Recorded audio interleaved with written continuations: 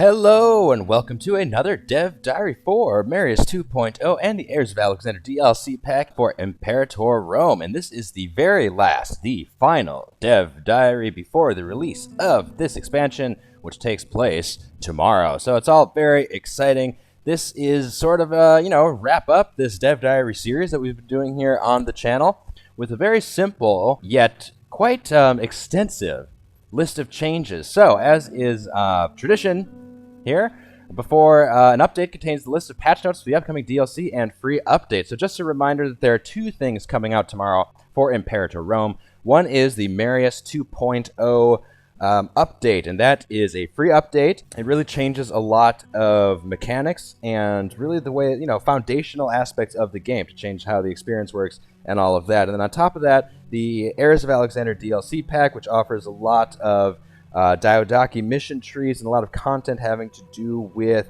the Heirs of Alexander, as it were, the Diodaki. That's coming for $10, 10 US dollars, or like $8.99 British pounds. And it's all very exciting. This Dev Diary is, we're not going to go through every single thing because as we click the change log here, this little spoiler button, open it up, and you can see the list of changes that are coming to Imperator Rome are quite extensive. So we're just going to go through this list a little bit, and I'm going to highlight some things that I'm particularly excited for and I think are really good changes. So first off, they divide, as I said before, they divide things into the free features and the expansion features. I don't know, I mean, that would indicate to me that, well, actually, that's not much of an indication of anything. So, I don't know.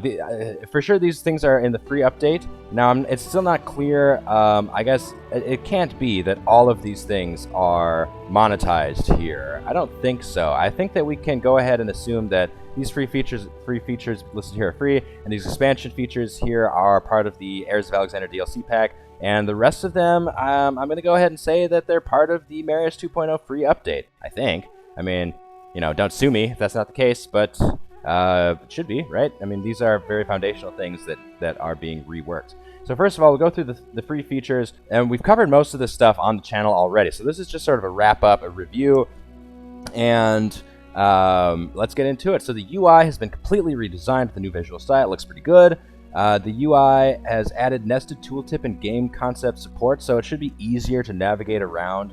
One of the big complaints about Imperator Rome at launch was its clunky and awkward UI at times, so sort of difficult to use. Inventions have been completely reworked, as well as the speed of innovations. That has been reworked. So inventions, military has been completely reworked from to incorporate the levy system. So just a reminder, the levies are going to be drawn directly from your population. All of your non-slave pops, I think, maybe except for nobles, will be called up, or can be called up, for wartime activity. And then when they're at peace, they'll go back into the province and settle in as pops and the like. So it's possible, if you lose like a unit of levies, that you just completely lose the population. I think this is a fantastic change. Definitely more immersive in terms of historical accuracy. So calling up levies to go to war, it's going to cost you your people, your actual people. So as it was previously, of course, all it cost was your manpower pool. And the manpower pool still exists, but it's much more direct hit this way. So you call up your levies, and for as long as they are active in the field and serving as soldiers, they will not contribute to your economy. They will grow no food, they will make no money, they will pay no taxes, because they will be out fighting. And hopefully, for you, they return to their home province and settle back in, and then get reincorporated into the economy. And if they're completely stack wiped, wiped out, then, well, you're going to suffer a bit of population loss. So that's true to the historical time period, and it's good stuff all around. Now, in addition to that, they also introduced the legion system, as well as the legates and tribunes. So before, of course, when you have an army in Imperator Rome, you appoint one general to lead that army, which has always been a great mechanic. I mean, that's been something that's been good in Imperator Rome, I think. But now they've expanded that, so you can involve more characters. I think up to 3 tribunes. So the legate will take the place of your general, And then I think you have 3 tribunes that you can also appoint. So you'll have 4 characters in an army, up to 4 characters, and you can split them off, divvy them up as you can with your stacks normally. And then your tribunes will go ahead and lead your other units that you break away, you peel away from the main army. There's also the new engineer unit, new combat with dynamics based on terrain, which will definitely change the way you strategize. So say you're in a mountain pass, you will be able to defend against a much larger army if you're defending, very defensible terrain. And that's going to make a huge difference, change strategy quite a bit. 9 new unique 3D models for legions. I thought it was for levies as well, I'm not sure. But anyway, we've taken a look at a bunch of the new 3D unit models, and they look great. New military traditions have been reworked. New war goals, new rules when it comes to occupation, new system of ports that can now be built in any coastal territory. They don't just come packaged with the territory as if they were a natural land feature or something like this. So the ports are now good. You can upgrade them with tiers, and they've done some changes to buildings. And you unlock buildings with the invention tree now, which you did not do before. And there's just a whole bunch of new flavor, a whole bunch of new nuance that's going to be added to this game. It's going to be great. Character interactions, they've added a bunch of character interactions that, again, will improve the immersiveness of the game and allow you to do a lot more creative stuff with your characters. So there's that mechanic for pretender support. So of course, when you are ruling, you have a bunch of people vying for the throne after you die, or pretenders who want the throne now or whatever, and then you can definitely throw your weight behind your chosen successor. It does not have to be the oldest male heir or anything like that. It's not the Middle Ages. And they've also added espionage, which is unlocked by inventions. So that's those are the free features, and I went through that fairly thoroughly. There's also trade here, so they didn't touch trade a whole lot. Maybe in 2.1 down the road, we're going to have a complete trade rework. So there's one note on trade here that will maybe it's sort of a quality of life change that is good to see. So yeah, I went through the free features here pretty thoroughly because that's, in my view, the most important. These are the foundational changes to the game that I had discussed previously. So these are the most important things. Let's move on to expansion features. I'm just going to highlight a few that I think are interesting. First of all, the Great Wonder Designer is going to be pretty cool. I mean, it's going to be a game changer. You can design and build wonders to match your particular unique ambitions for your campaign, and then they will appear on the map. And I find that really cool. Allows you to leave your unique mark on your campaign. There are, of course, a bunch of new Diodaki mission trees that I mentioned before. 3 new music tracks. That'll be pretty cool. League, city-state, a bunch of different city-state types. Or not types, but interactions between sort of feudatories and vassal states and the like. Now, they did a bunch of game balance changes with economy in terms of manpower, freemen, tribesmen, and this is all, these are all the nitty-gritty details that I invite you to go ahead and click on the link in the description below to read for yourself. So a bunch of numbers, rebalancing changes, and the like. So I'm not going to go through all of these, and we'll just keep going. I'll highlight some things that I think are important. Now, the buildings rework is very, very important. It's quite different from how buildings were before. Now, since launch, I mean, I only really build a couple different buildings. Build the theater, build the temple to help integrate your pops both culturally and religiously. Aqueduct sometimes if you need that civilization value, but otherwise, there's not a lot of reason to build a lot of these things. Well, except for academies and libraries. So academies, libraries, theaters, and temples are really what I went for. Now they're trying to give you more impetus to build more of the stuff. So you're going to have to pay a lot more attention, I think, and really strategize intelligently. Population has also been reworked in a sense. Population growth, speed, and capacity now scale with civilization value. Civilization value, speaking of which, is now way more important than it was, and it will be a much more dynamic aspect of any playthrough. Technologies have been completely reworked. Governments have had some changes, as we mentioned before. You can now interact with pretenders or throw your weight behind a primary heir of your choice. So you can choose from that list of pretenders and anoint an heir. And it's different from CK3 in that it's not a clear formalized line of succession. You kind of just pick your heir. Like frequent example cited on this channel, Julius Caesar, of course, named his heir as his adopted great-nephew, who became Augustus Caesar, of course. And this was a surprise to many in the time period, and so on and so forth. So you have the luxury and the flexibility to pick who you think would be best for the job. For religion, they added a couple of deities and more flavor units. So all cultures or culture groups now have a levy template, and this is really good. I did not like before that a lot of the unit models did not properly represent the geographic location from whence they were coming. So that's been fixed beautifully, I might add. The unit models look great, and I'm excited to sort of test them all out and play all around the world. And this is interesting. Levies no longer have a maintenance cost. Instead, their pops cease producing base resources while raised. So the cost, you're not paying them a salary, I guess. Maybe you're sharing loot with them. I don't know. I do think there should be some immersive quality where the levies get rewarded upon doing your bidding.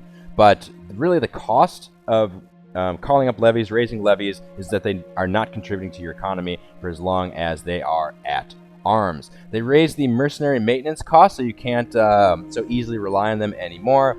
This is interesting too. Levies may not be disbanded during war. So you're at war, you cannot place your levies back into their normal civilian roles until peace has been formally signed, as it were. They've also made some changes to war and peace. The Wu general interaction now transfers foreign legates, so that's interesting. Triumphs may now only be held for generals who have won sufficiently large battles. That's good. So, and I never used the triumph mechanic really, very rarely, very unless I'm like desperate for some loyalty, because it takes a stability hit, and it makes other people, the other generals jealous, and it's more trouble than it's worth most of the time. So I'm hopeful that triumphs might be a little bit more useful coming forth, but I'm not sure. And there's other changes to war and peace, including to forts. So a provincial fortress limit has been added, which will incur costs when exceeded. So you can't just spam forts anymore.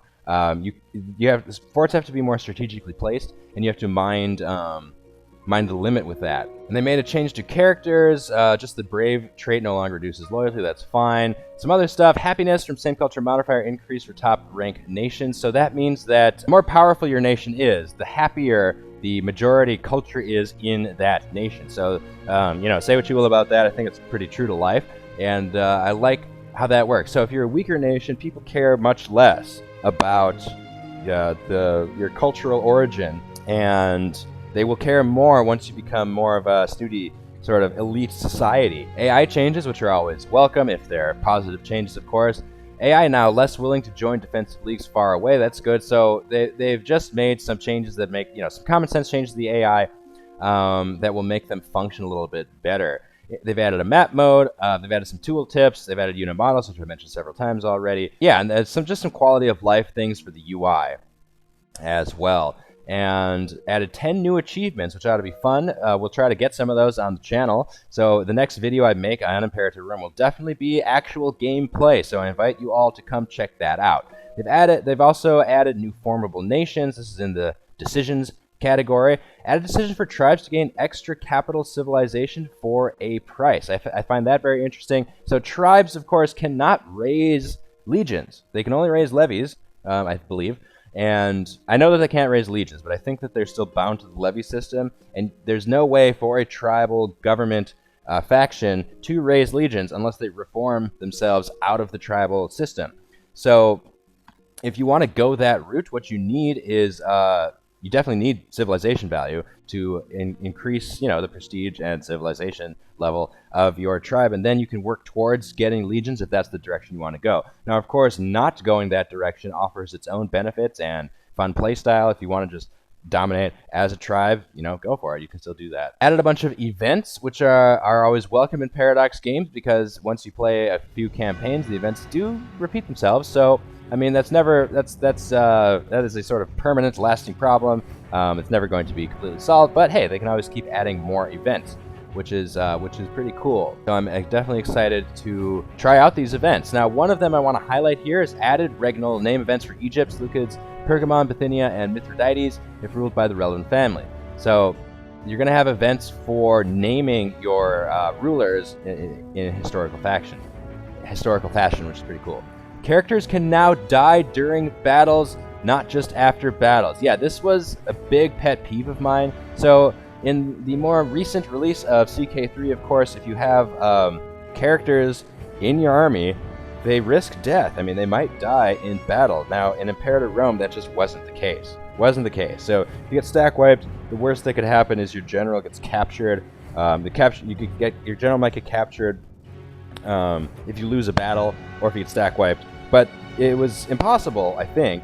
It never, to my knowledge, never happened in any of my playthroughs for the character to actually die in combat. But that has changed, so they can now be slain in battle. All 4 of them, of course. There's the tribune and the legates, who are now putting themselves at personal risk, more personal risk than just getting captured, of actually being slain in battle. So I do think that, it's sort of buried down here, but that is a big change to the battle, to the war system in Imperator Rome, and it raises the stakes, to be sure. So, and they added, they just sort of list some other events here that I invite you to go check out.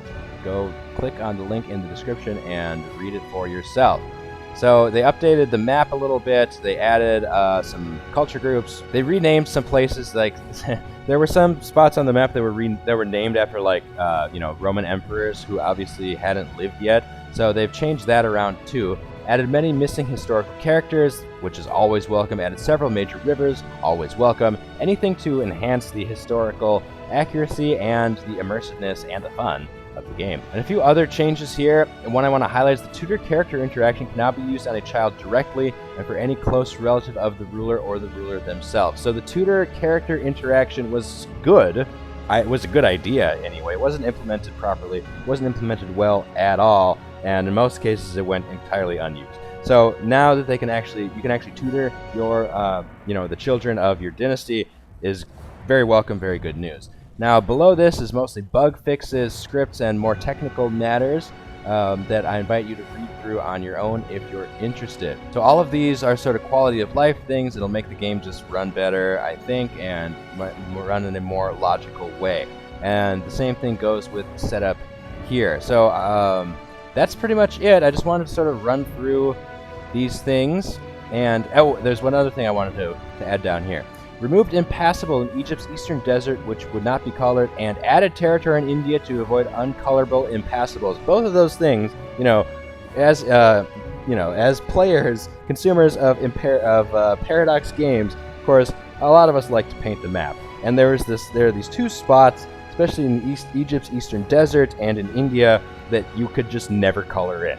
And it was very annoying, not very pretty. So you have guaranteed border gore from those spots, and that's now been fixed, as it were. So just gonna fix that eyesore, and you can now color in those spots. There's that spot in Egypt's eastern desert, and there's that spot just in the middle of India that you could never color in. So I'm thankful, just on an aesthetic level, that they fixed that.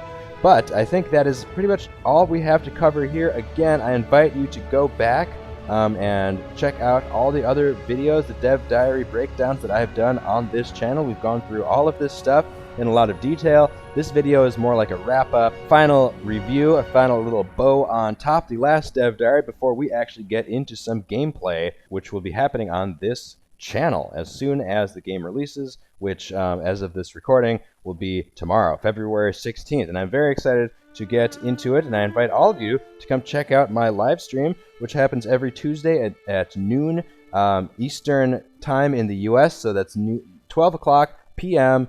New York time. And I will be streaming. I still have not decided who I'm going to play as. I'm one of the Diodaki for sure, so that we can check out all of this Heirs of Alexander content that is so juicy. So maybe Thrace. I'm thinking Thrace or Ptolemaic Egypt. I haven't made up my mind. I would do Antigonus, but my last campaign was with Antigonus. So we'll get into him somewhere down the road. He's still sort of my favorite, but we're going to play as either Lysimachus or Ptolemy. We'll see. We'll see. So are you excited for this patch, for the expansion, the Heirs of Alexander DLC that is coming out? I would love to know your thoughts in the comment section down below. And if you did enjoy this video, please consider dropping a like, subscribe to the channel if you haven't already. Thank you very much for watching, and I'll see you in the next one. Bye-bye.